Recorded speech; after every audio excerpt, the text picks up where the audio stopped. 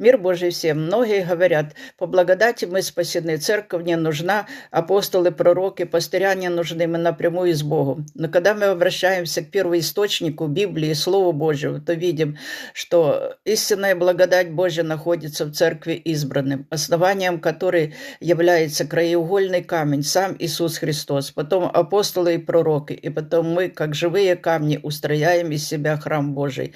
Церковь избранных – это ученики Иисуса Христа, семья Божия.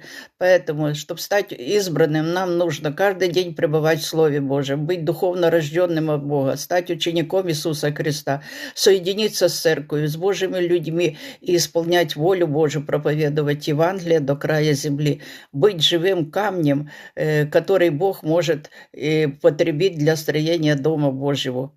Только так, по благодати Божией, мы можем иметь спасение и наследовать Царство Божие.